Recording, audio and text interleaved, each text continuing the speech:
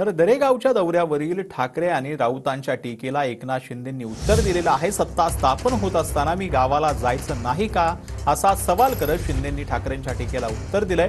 तर शिंदेंची प्रकृती नाजूक, शिंदेंना डॉक्टर की मांत्रिकाची गरज असा खोचक टोला राऊतांनी लगावलाय। दरम्यान राऊतांच्या जादूटोण्याच्या उतार्यासाठी दरेगावचा दौरा असल्याचं प्रत्युत्तर शिरसाटांनी दिलं। एवढं राक्षसी बहुमत मिळाल्यानंतर सुद्धा काही जणांना शेतात पूजा अर्चा करायला जावं का लागतंय? जेव्हा आमची महाविकास आघाडी झाली तेव्हा पहिल्या प्रथम तेव्हा तर काय राष्ट्रपती राजवट लावली होती। आज कोणीही दावा केलेला नाही। विधानसभेची मुदत संपून गेलेली आहे तरी राष्ट्रपती राजवट का लागली गेलेली नाही? ह्या सगळ्या प्रश्नाचं उत्तर कोणाकडेच नाहीये। आणि एवढं बहुमत मिळाल्यानंतर सुद्धा राजभवनावरती जायच्याऐवजी लोक शेतात का जातात? अमावस्येचा मुहूर्त का घेतात? अजूनही दावा का केला जात नाही हा महत्वाचा प्रश्न। शेतात सफाई करताना काय गावाला यायचं नाही असं काही नियम आहे?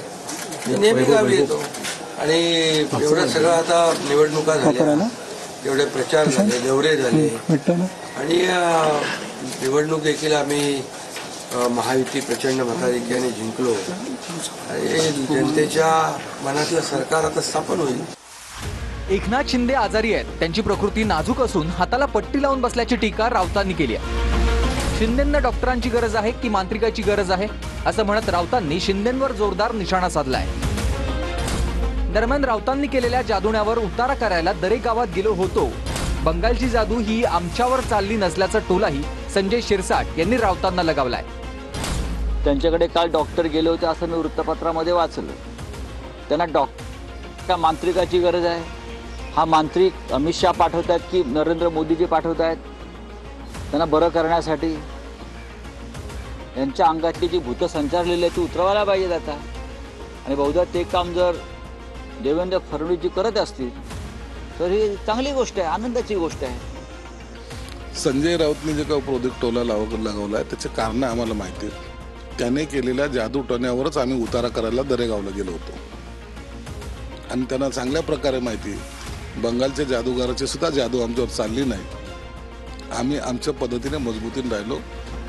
काळजीवाहू मुख्यमंत्र्यांनी गायब होणं कितपत योग्य असं म्हणत शिंदेंच्या दरेगावच्या दौऱ्यावरून आदित्य ठाकरेंनी टीका केली आहे। प्रत्येक अमावस्या पौर्णिमेला कोणती शेती असते असा सवालही त्यांनी यावेळी केला। तर काठावर पास होणाऱ्या मुलांना टीका करणं कितपत योग्य असं उत्तर संजय शिरसाट यांनी दिलंय। काळजीवाहू मुख्यमंत्र्यांनी असं गायब होणं हे कितपत योग्य आहे? खरं तर राज्याची काळजी घेणं गरजेचं असतं। नक्की शेती कुठची असते की प्रत्येक अमावस्या पौर्णिमेला करायला लागते हा पण एक महत्त्वाचा प्रश्न उपस्थित होतो। काही बदलणार आहे का चित्रांनी? काठावर पास झालेल्या पोरांनी असे बोलणं योग्य आहे का? मेरिटमध्ये आलेल्या पोरांनी बोललं असतं तर ठीक आहे। हे काठावर पास झालेलं पोरग आहे, त्याची लायकी काय होती ती आता वरळीच्या लोकांनी दाखवून दिलेली आहे। तर दिवाळी सुद्धा अमावस्येच्या दिवशीच येते, टीका करणाऱ्यांना अमावस्या काय कळणार असं म्हणत गुलाबराव पाटलांनी टीका केली आहे। चोरी करणारा सुद्धा अमावस्येला चोरी करतो असं गुलाबराव पाटील म्हणाले। उद्धव ठाकरे म्हणतायत बहुमत मिळूनही लोक राजभवनावर जाण्याऐवजी अमावस्येला गावी जातात, एक टोला लगावला। अमावस्या किती पवित्र असते तुम्हाला माहित नाहीये? अमावस्येच्या दिवशी वाहनं घेतात लोक, दिवाळी सुद्धा अमावस्याला येते। तदैव लग्नम सुदिनम तदैव ब्राह्मण म्हणतो, जो दिवस असतो तो सुदिन असतो, त्यामुळे त्यांना अमावस्या कळणार नाही। त्या चोरी करणारा सुद्धा अमावस्याला चोरी करतो।